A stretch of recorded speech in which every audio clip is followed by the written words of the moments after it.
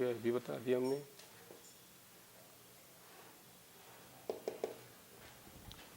इसको देखिए,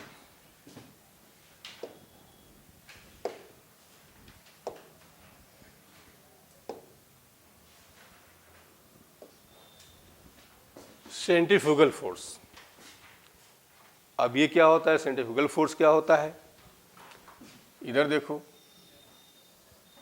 ये जो है कोई सर्कुलर मोशन कर रहा है, तो अभी हमने बताया कि अंदर की ओर जो लग रहा है उसको नाम हमने क्या दिया, सेंट्रीपिटल फोर्स दिया। लेकिन एक्चुअली में होता क्या है कि यदि कोई पार्टिकल आप किसी स्ट्रिंग से बांध दो, उसको रोटेट कराओ, स्ट्रिंग आपकी ब्रेक हो जाती, तो पार्टिकल जाता कहाँ है, बाहर की ओर जाता है। और हम कह रहे हैं सारे फोर्स अंदर लग रहे हैं, तो ये जो बाहर ले जाने वाला है उसका मैग्नीट्यूड वही होता है जो सेंट्रीपिटल फोर्स का होता है। तो ये जो है बात, कुछ साइंटिस्टों ने कहा भाई एक नया नाम दिया, कुछ ने कहा नहीं ये reaction of the centripetal force है। तो वाद विवाद अभी चल रहा है, अभी इसका कोई फाइनल रिजल्ट नहीं आया है। तो जब रिजल्ट आ जाएगा तुम लोग औलादे आएंगे उनको बताया करेंगे। अभी कोई रिजल्ट नहीं है, अभी बस यही जान लो कि रेडियस आर है, आउटवर्ड डायरेक्शन में फोर्स लगेगा mv²/r। तो कुल मिला के अब ये जान लो कि जो सेंट्रीपिटल फोर्स है वो किताबों की दुनिया में है, हकीकत की दुनिया में सेंट्रीफ्यूगल फोर्स होता है। मतलब एप्लीकेशन में हर जगह यही काम आएगा।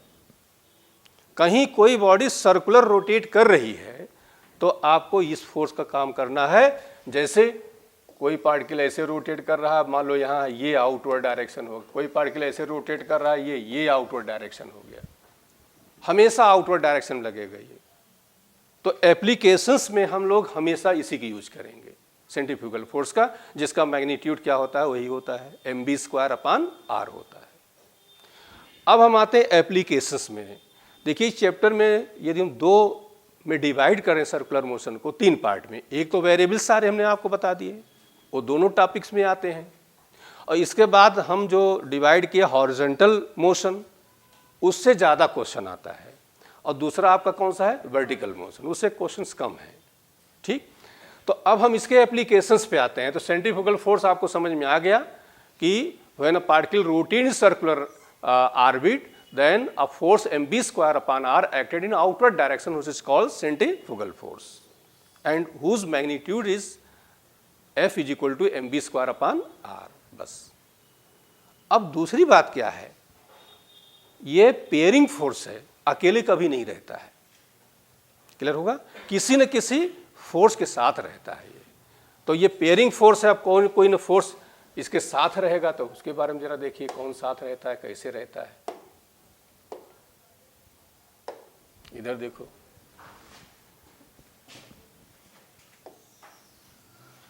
ये है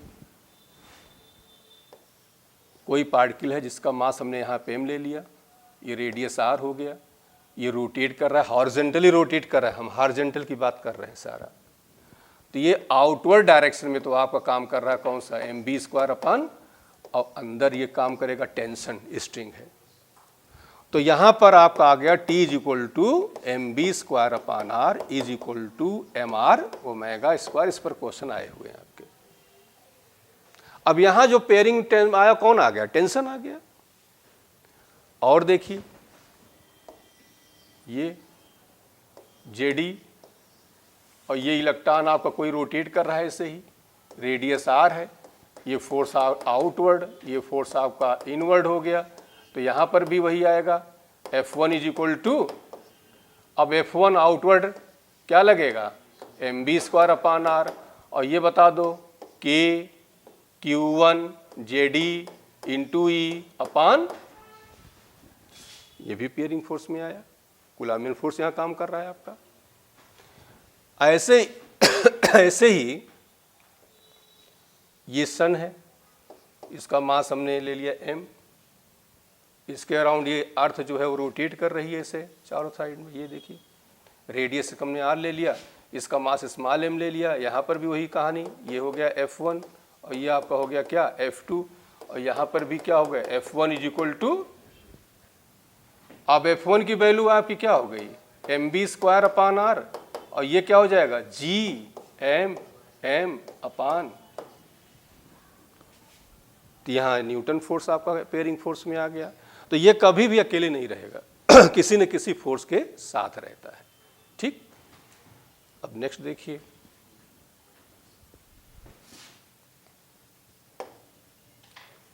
एप्लीकेशंस में हम लोग आ जाते हैं। जैसे अब यहाँ पर हमने लिया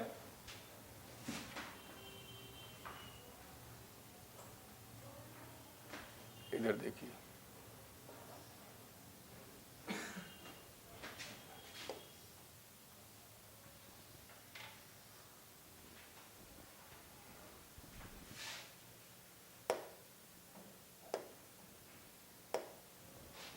ठीक, चलो भी यहाँ बना लेते हैं।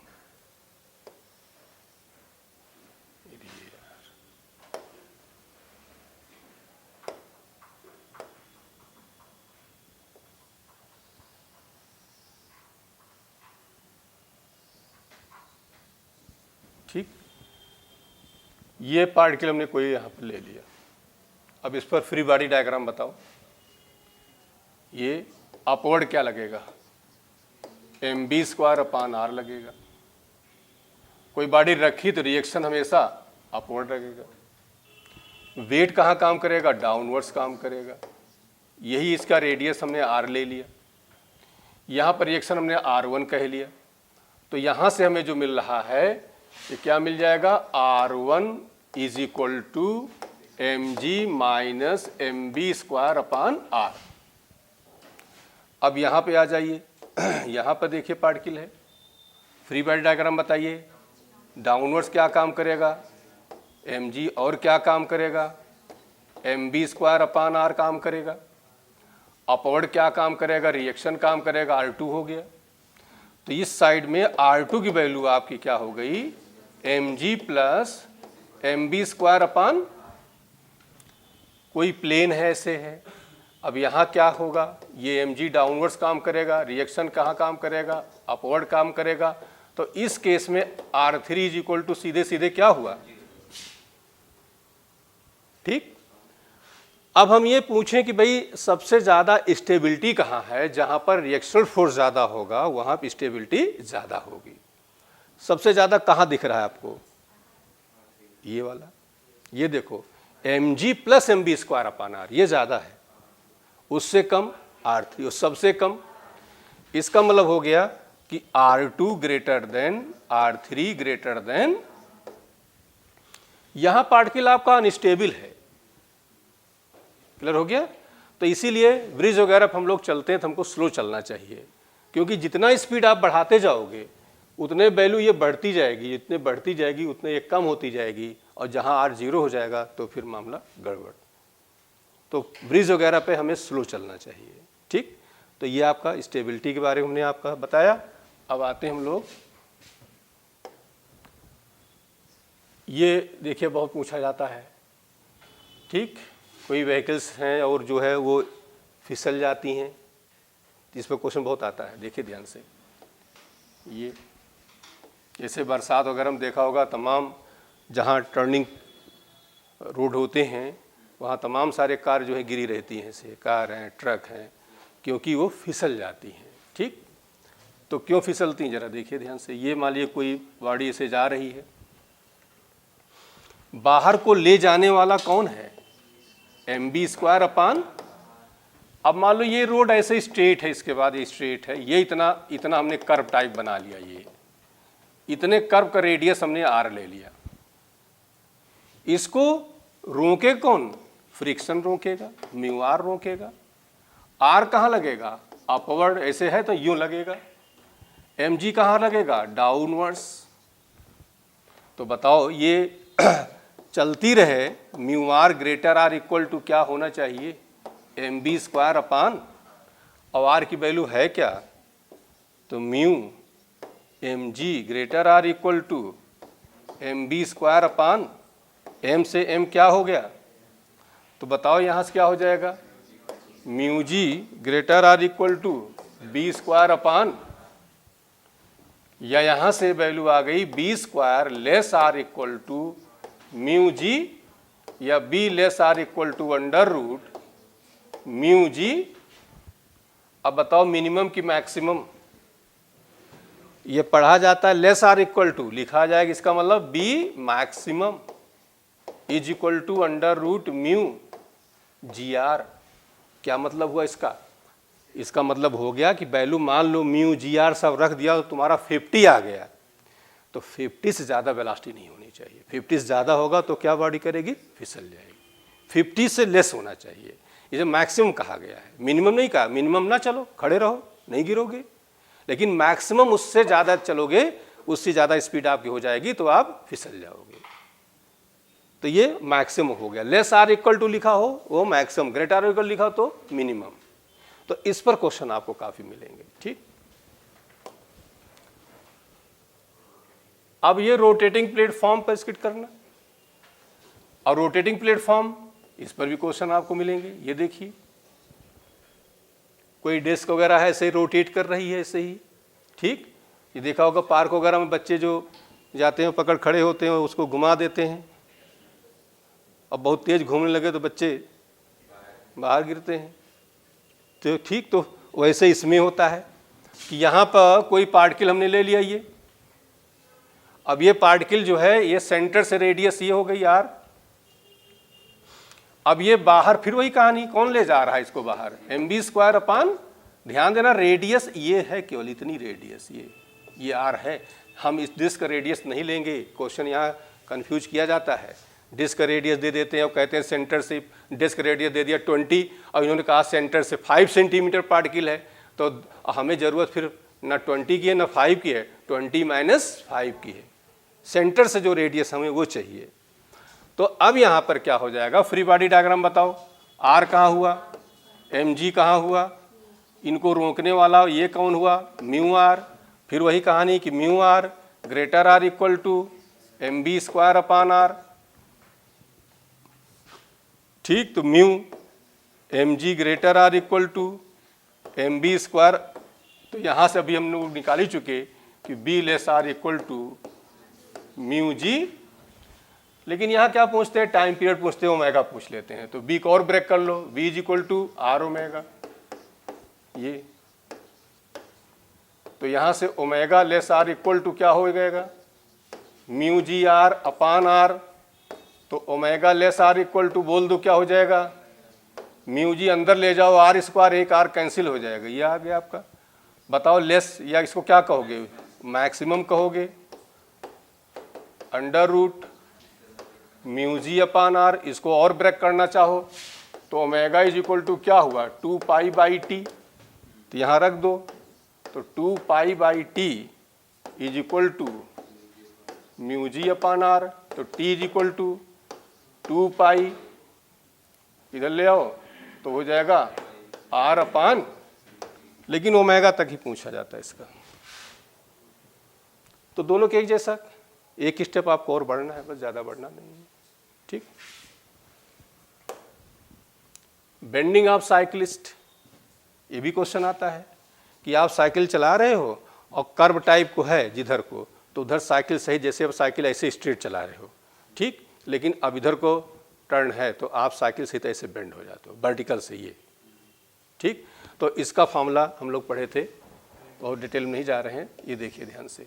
ठीक, मतलब ये स्ट्रेट आपको जाना था, आप यहाँ पर ये बेंड हो गए, ये एंगल थीटा हो गया, इसका रेडियस आर हो गया। तो बताओ क्या फॉर्मूला बताया था? tan theta is equal to b² upon, theta जो है ध्यान देना वर्टिकल से एंगल है, हॉरिजॉन्टल देंगे 90 माइनस कर दिया करेंगे। ठीक, v वेलोसिटी हो गई, r इसका कर्पात का रेडियस हो गया, तो tan theta is equal to b² upon rg हो गया। बैंकिंग ऑफ रोड, अब ये क्या होता है? देखो कहीं भी रोड जहाँ कर्व टाइप का होगा, जैसे मान लो इस साइड को हमें मुड़ना है या रोड मुड़ा हुआ है, तो इस साइड का रोड क्या होता है? ऊंचा बनाया जाता है। क्यों बनाया जाता है? ताकि यही सेंटीमीटर फोर्स उसको बैलेंस करे। जैसे ट्रेन वगैरह देखा होगा, अब जहाँ पर वो मुड़ रही होगी तो उसका जो पटरियाँ नीचे इधर की बहुत होगी और उधर वाली क्या होंगी? ऊंची हो जाती है। दोनों का कॉन्सेप्ट सेम है। तो यहाँ पर हमने क्या ले लिया, यहाँ से यहाँ तक जो डिफरेंस है ये इतना, ये मतलब ये मान लो हम ट्रेन की ही बात करें तो ये मान लो ऐसी इनकी हाइट थी, ये इतनी थी, ठीक, ये वाली इतना ज़्यादा है, इतना ज़्यादा हो गया ये। तो जब ज़्यादा हो गया तो यहाँ से बताओ क्या लगाओगे, वही tan theta is equal to h upon x, और tan थीटा भी पढ़ ही चुके हो, b स्क्वायर अपान rg।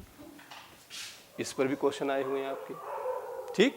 तो सीधे h या x सेपरेशन बिटवीन रेल्स हो जाएगा, h हाइट आउटर रेल हो गया, b velocity, r radius of करपाथ हो गया, डायरेक्ट क्वेश्चन, एक भी कोई कैलकुलेशन नहीं। और इसी में फ्रिक्शन दिया जाता है, फ्रिक्शन भी दे दिया गया है, तो ध्यान देना b is equal to under root R G mu plus tan theta upon 1 minus mu.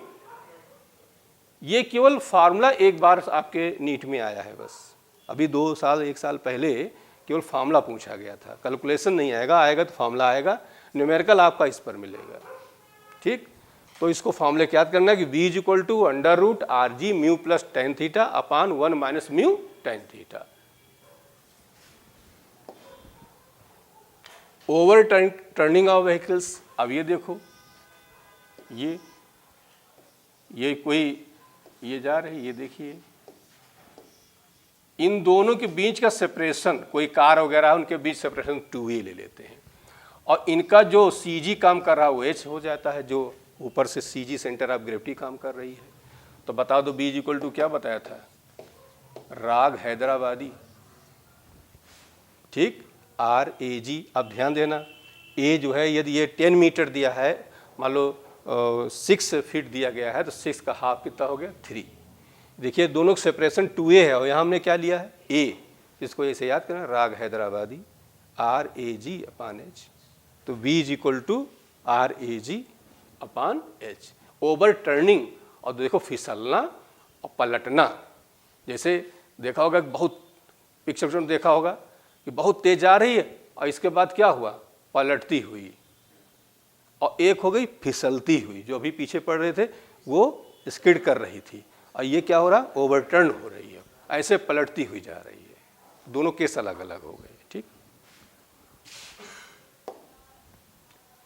ये क्वेश्चन काफ़ी आता है, इधर देखिए, ये जो है दोनों का कॉन्सेप्ट है एक ही जैसा है।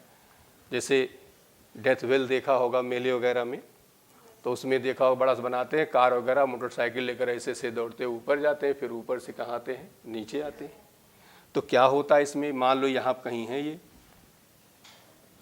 तो यहाँ पे है, तो mg कहाँ काम करेगा, डाउनवर्ड्स। इधर क्या काम करेगा, रिएक्शन, हमेशा प्लेन के परपेंडिकुलर, और रोके कौन इनको, म्यू आर। और ये ऐसे गोल टाइप का है यूं, तो आउटवर्ड क्या लगेगा, mb स्क्वायर अपान r। अब बताओ ये गिरने ना पावे तो क्या होना चाहिए, mu R greater R equal to, और आर की वैल्यू बता दो किसके इक्वल है, तो mu mb square upon r greater R equal to, m से m क्या हुआ, b greater R equal to under root g r upon, बताओ मिनिमम की मैक्सिमम, बोलो, मिनिमम कहा जाएगा, b minimum is equal to. अब जरा मिनिमम का मतलब समझो, इसमें क्या हो जाएगा, देखा होगा बहुत तेज चलते हैं, ठीक, जितने तेज रहेंगे उतने उनके लिए बेहतर रहेगा। क्यों, जितने ज़्यादा वेलोसिटी होगी उतने ज़्यादा रिएक्शन होगा, जितने ज़्यादा रिएक्शन होगा उतने ज़्यादा अपवर्ड फोर्स लगता रहेगा, जो कि उनके वेट को बैलेंस करता है। जितने ज़्यादा रहेगा उतने बैलेंस रहेंगे, इसीलिए बहुत तेज चलाते हैं, ठीक। अब मान लो खड़े हुए हो और 2 बूंद जो है तेल लियो टपका दो, तो नीचे गिर जाएंगे। क्यों नीचे गिर जाएंगे, अब फ्रिक्शन आपका क्या हुआ, कम हो गया। अब फ्रिक्शन कम हो गया तो क्या करेंगे, फिसल जाएंगे। तो ऐसी हरकत न करना है। सबका कॉन्सेप्ट एक ही जैसा है, सब में यही रूल लगता है, सब में वेट डाउनवर्ड्स काम करेगा और फ्रिक्शन उसका कहाँ काम करेगा, अपवर्ड काम करेगा। फ्रिक्शन नहीं होगा तो घुमा नहीं सकते हैं, गिर जाएंगे। हाँ, मतलब फ्रिक्शन, विदाउट फ्रिक्शन नहीं मूव कर पाएंगे, मतलब आयली हो जाएगा, नहीं चल सकते हैं। तो दोनों कॉन्सेप्ट एक जैसा है आपका। अब reaction of the road on the car, ये अभी हमने आपको बता दिया। उसमें क्वेश्चंस पे हम लोग आते हैं। चलिए देखिए ध्यान से।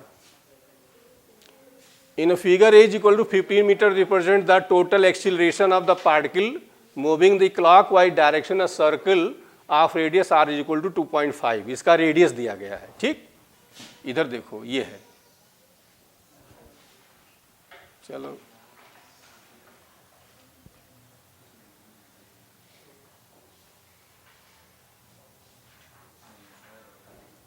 चलिए, अरे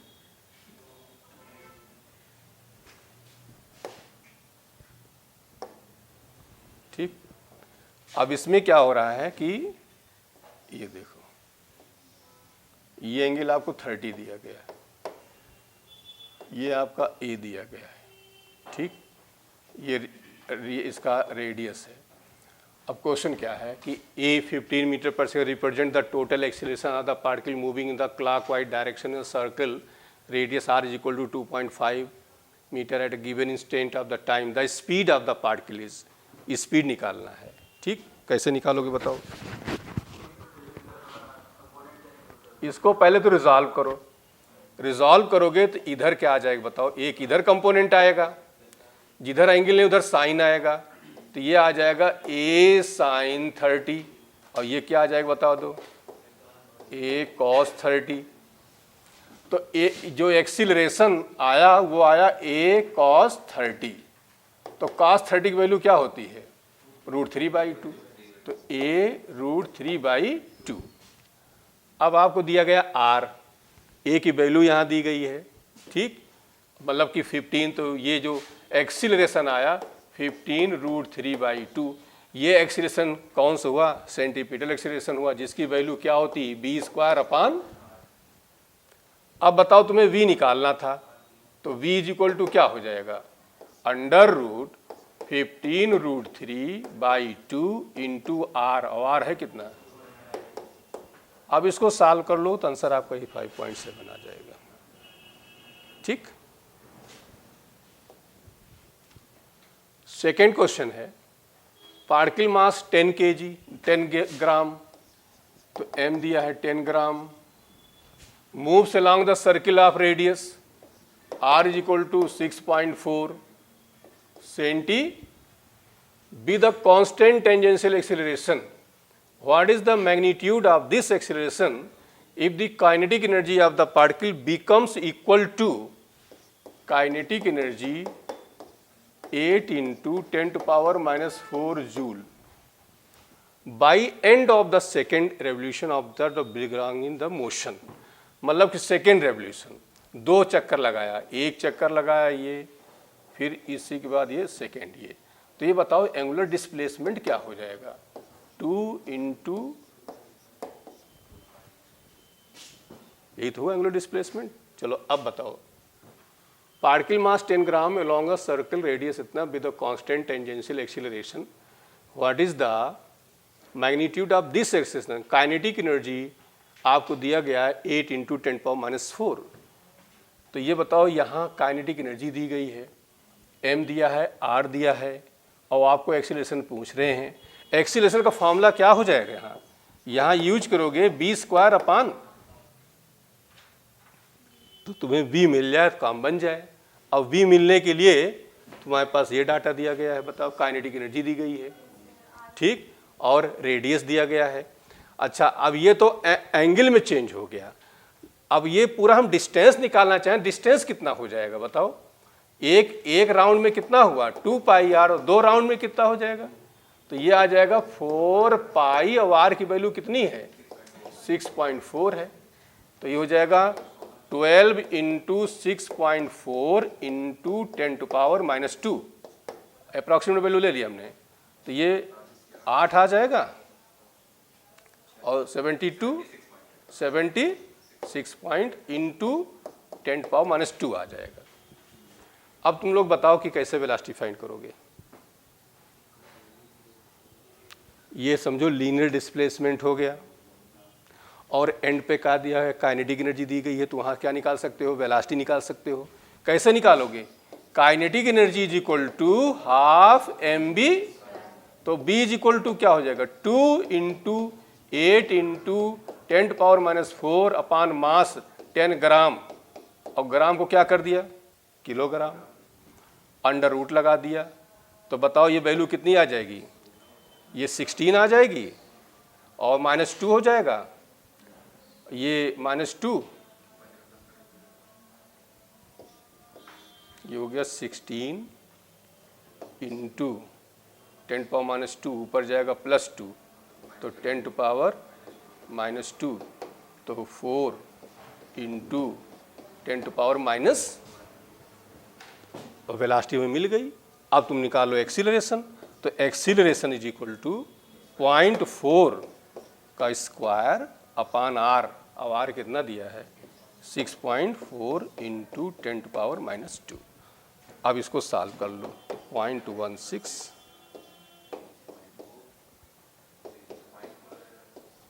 अप्रॉक्सीमेट वैल्यू आपकी आ जाएगी। क्वेश्चन 3 देखो, uniform circular disc radius 50 centimetre, R is equal to 50 centimetre, at rest, तो u is equal to 0, free to turn about an axis which is perpendicular to its plane and passes through its center, it is subjected to a torque which produces a constant angular acceleration। अब constant angular acceleration alpha दिया गया है 2 radian पर second, its net acceleration at the end of 2 second, t is equal to यहाँ दिया 2 second. कह रहे हैं कि 2 सेकेंड में नेट एक्सीलरेशन मतलब 2 एक्सीलरेशन हो गए, एक हो गया आपका सेंटीपिटल, दूसरा कौन सा हो गया टेंजेंशियल। तो पहले तो हम ये निकाल लें, एक तो अल्फा यहाँ दिया गया है, ये एंगुलर एक्सीलरेशन है, इससे आप ये लगा दो omega is equal to omega naught, ये जो वैल्यू दी गई है ये ओमेगा नॉट की है, omega naught plus minus alpha T, तो omega naught 0, alpha 2 into 2 is equal to, अब बताओ यहां से तुम्हें क्या मिल जाएगा, बोलो। एक तो एक्सीलरेशन आपका हो गया सेंटीपिटल एक्सीलरेशन, सेंटीपिटल एक्सीलरेशन क्या हो जाएगा देखो, A C is equal to B square upon R, तो B square upon R omega square हुआ,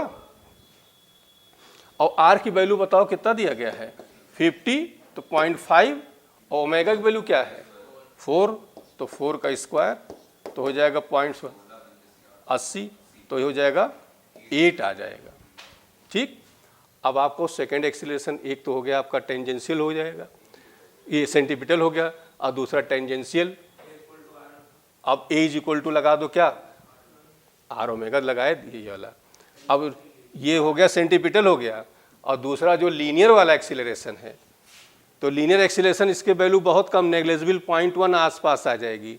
जो नेट निकालोगे तो A is equal to under root आपका आ जाएगा A C square plus A T square, तो ये वैल्यू अप्रॉक्सीमेट वैल्यू आपकी यही आएगी 8 क्या मीटर पर सेकेंड स्क्वायर, क्योंकि दूसरी वैल्यू बहुत नेग्लेजिबल हो जाएगी। अब ये को what is the minimum velocity with which a body mass M must enter a vertical loop to radius R so that it complete, वो क्वेश्चन बहुत रिपीट होता है। ये देखिए, ये एक्चुअली आगे का है, लेकिन अब यहाँ आ गया तो यहाँ हम लोग डिस्कस कर लेते हैं। यहाँ पे u इज इक्वल टू 0 है, ठीक, कह रहे हैं ये लूप अपना कंप्लीट कर ले, तो लूप कंप्लीट कर लेने के लिए लोएस्ट पे वेलोसिटी बता दो vc, critical velocity under root बोल दो क्या होनी चाहिए, यहाँ पर अंडर रूट आर जी, यहाँ अंडर रूट 3g आर, यहाँ under root 5g R, R दिया है क्या कैपिटल आर, तो कैपिटल आर, ये रेडियस इसका जो है कैपिटल आर है, इतनी वेलोसिटी इसको मिल जाएगी तो लूप कंप्लीट कर लेगा। तो ये बताओ यहाँ से ये हाइट h है दिया है, what is the velocity with h निकालना है हमें, what is the minimum velocity with which, sorry ये तो सीधे वही है, वो दूसरा हमको समझ गए। तो लोएस्ट वेलोसिटी अंडर रूट क्या होनी चाहिए 5g आर, ये वर्टिकल मोशन का आ गया है। 2 stone of the mass m and 2m horizontal circle with heavier one radius, एक का रेडियस देखो, एक का मास है m और एक का मास है 2m। Horizontal circle heavier one is radius r/2, इसका रेडियस जो है वो r/2 है और इसका रेडियस क्या है, r है। ठीक है। The tangential speed of the lighter stone is n times that of value of the heavier, मतलब लाइटर का इसका वाला, इसकी यदि v है तो इसकी क्या हुई, ये मतलब कह रहे हैं n टाइम्स इसकी स्पीड है। तो क्वेश्चन ये है कि सेम सेंटीपिटल फोर्स भी दोनों का है, जो फोर्स यहाँ लग रहा है वही फोर्स यहाँ लग रहा है। तो पहले बताओ फोर्स का फॉर्मूला यहाँ क्या लगाओगे, mv² अपान, अब फोर्स सेम हो गया, ठीक, केवल रेडियस बदल रही है, मास बदल रहा है और वेलोसिटी बदल रही है। तो ये बताओ हमें फाइंड क्या करना है, n की वैल्यू। तो हम ऐसे कर लेते हैं कि m1 अपान m2 और b1 अपान b2 whole square is equal to r1 upon m1 की जगह m रखो, m2 की जगह 2m रखो, b1 की जगह nb2 कर दो upon b2 whole square is equal to r1 की जगह r और r/2। सॉल्व करोगे तो ये वैल्यू आ जाएगी 1/2, वो क्या हो जाएगा बताओ, into n² is equal to, तो n² इज इक्वल टू क्या आया, तो n इज इक्वल टू क्या आएगा, ये करेक्ट हो गया आपका। बोलो question number 6, car of mass 1000 kg, अब मास आपको दिया है, ठीक, कर्व रेडियस r आपको दिया है, on a frictionless road if banking angle theta दिया आपको 40, the speed of the car, तो समझ गए हो कौन सा लगाओगे, जहां एंगल दिया जाए बस यही समझ लो, साइकिल वाला मामला, ये b² अपान, तो tan 45, तो tan 45 is equal to v² upon 90 into g, तो b² इज इक्वल टू 900, तो b is equal to 30 metre per second. ठीक। Question 7, a particle moves a circle of radius 5 centimeter with constant speed time period t is equal to 0.2 pi, the acceleration of the particle, अब बता दो, particle circle का radius r दिया गया है 5 centimetre, और क्या निकालना है आपको, एक्सीलरेशन। क्या करोगे बोल दो, r ω², तो r 4π² अपान, अब r की वैल्यू बताओ, 5 इंटू 10⁻² इंटू 4 π² ऐसे रहने दो, t की वैल्यू 0.2 पाई होल, π² कैंसिल, यहाँ आएगा 2 इंटू 10⁻², 4 कैंसिल हो जाएगा और 10⁻² ऊपर चला जाएगा, ये कैंसिल हो जाएगा, तो आंसर क्या आएगा, 5 मीटर पर सेकेंड स्क्वायर। बोलो क्वेश्चन है, an object move at a constant speed along a circular path, ये है horizontal plane with a circle origin when the object is x is equal to +2, यहाँ आप कह रहे हैं ये x एक्सिस, इसको y एक्सिस ले लो, ठीक, कह रहे हैं -4j मतलब क्या हुआ, डाउनवर्ड डायरेक्शन में ऐसे ही जा रहा है, ठीक। तो यहाँ पर स्पीड आपकी हम ले लिए 4 मीटर पर सेकेंड, ठीक है। The object velocity and acceleration, velocity कह रहे हैं क्या होगा, तो वेलोसिटी आपका 4 हो ही गया, और एक्सीलरेशन की वैल्यू बताओ, यहाँ क्या लगाओगे, b² अपान r, तो 4 का स्क्वायर और r क्या है 2, तो बताओ 16/2, तो कितना आ जाएगा, ठीक।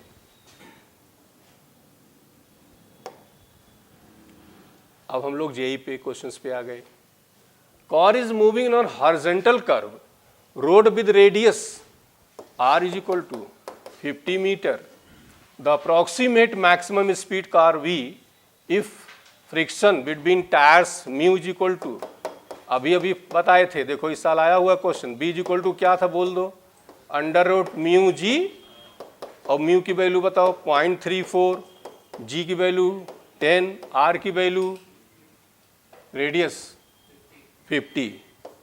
अब देखिए ये 500 हो जाएगा, तो हो जाएगा पॉइंट, ये कैंसिल हो जाएगा, 3 4 इंटू 5, तो ये आ जाएगा आपका 20 15 2 17, ये 170 13 के आसपास वैल्यू आपकी आ जाएगी। बोलो यही हो गया आंसर। नेक्स्ट क्वेश्चन देखो, what is a stone of the mass 100 gram, m is equal to 100 gram to the end of 2 metre long, radius यही हो जाएगा 2 metre, around a horizontal plane, the string can be stand the maximum tension, T is equal to 80 newton, at the maximum speed which can stone be, maximum value दी गई है, कितना है बताओ, K अपान पाई revolution पर मिनट, ठीक, the value आपके, अब बता दो टी का भी फॉर्मूला हमने आपको बताया था, टी इज इक्वल टू क्या दिया ये mv² अपान,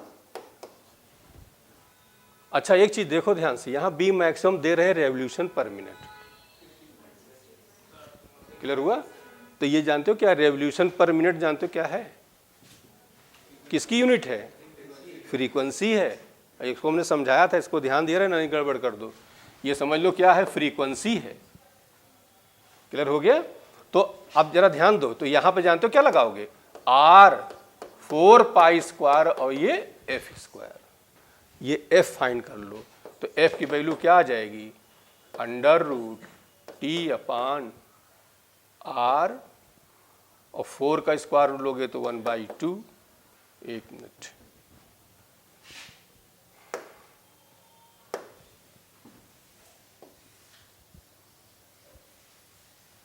इधर देखिए,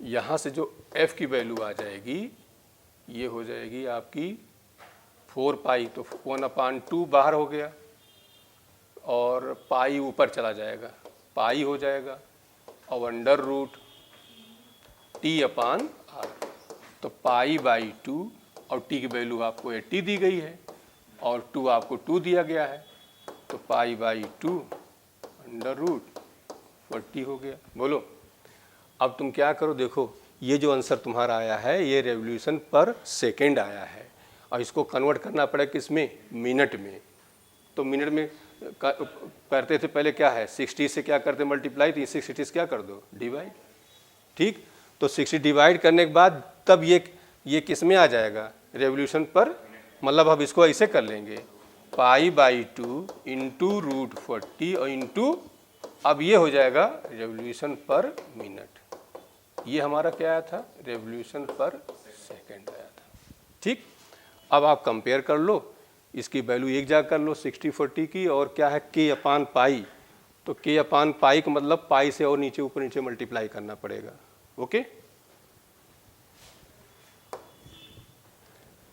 curve in a level road, radius 75 meter, the maximum speed of the car turning this curve road, radius r is equal to दिया 75 meter, the maximum speed of the car turning this curve road is 30 meter per second है, यहाँ पर सही कर लेना, तो b दिया है आपको 30 meter per second, without the skating the radius of the road changes to, ये r1 है, और अब क्या हो गया, r2 48 meter per second, the coefficient of friction between tires and the road remains same, then the maximum speed, ये b1 दिया हो, b2 हमें क्या करना है, अब जरा फॉर्मूला बता दो, अभी अभी पढ़े हो, क्या हो जाएगा, b is equal to under root mu G, mu same है जी सेम है, तो बोल दो b1 अपान b2 अंडर रूट r1 अपान, तो बताओ b1 की वैल्यू 30, b2 आपको निकालना है, r1 75, r2 48, अब सॉल्व कर लो, यहां से आपको ये निकल आएगा, ठीक। Question number 12, particle is moving along circular path with constant speed v is equal to 10 meter per second. What is the magnitude of the change in velocity of the particle? It moved through a 60 degree. समझ गए होगे formula? Delta B is equal to बोलो sine theta by तो 2 into 10 और sign 60/2 और 60/2 means 30 की value 1/2. तो answer क्या आ गया? ये है सब IT question. Question number 13. A block mass 10 kg. पहले फटाफट डाटा लिखा करो. ये counted against the inner wall of the hollow cylindrical. समझ गए होगे कहाँ जा रहा चाहते हैं. रेडियस दिया है 1 metre. Coefficient of the friction between the block and wall ये mu is equal to 0.1. The minimum angular velocity omega हमें क्या करना है? निकालना है. To keep the block stationary the cylinder is vertical and rotating about the axis. Death well वाला question है. अभी बताओ क्या बताया था? ये ऐसे था, ठीक. mg डाउनवर्ड्स काम कर रहा था, म्यू आर अपवर्ड काम कर रहा था, और r इधर को था, mb² इधर को था. बोल दो. तो क्या हो गया था बताओ कि जो mu R greater R equal to mg, तो म्यू आर की वैल्यू रख दो. mb² upon R greater R equal to mg. m से m क्या हो गया? कैंसिल हो गया. अब b को और चेंज कर लो. b is equal to R omega. तो बताओ म्यू, एक आर से आर कैंसिल, तो mu R omega square greater R equal to G. तो बताओ ओमेगा क्या हो जाएगा? Greater R equal to G upon mu R. अब ये ओमेगा यहाँ क्या है? मिनिमम, ठीक. इसीलिए मिनिमम वर्ड यूज किया यहाँ पर. तो बताओ वैल्यू, जी की वैल्यू ले लो 10 और म्यू की वैल्यू अब 10 और म्यू की वैल्यू बोलो 0.1. आर की वैल्यू बोलो कितना? आर कितना है? 1. तो √10 आ जाएगी. ठीक. एक मिनट. नहीं,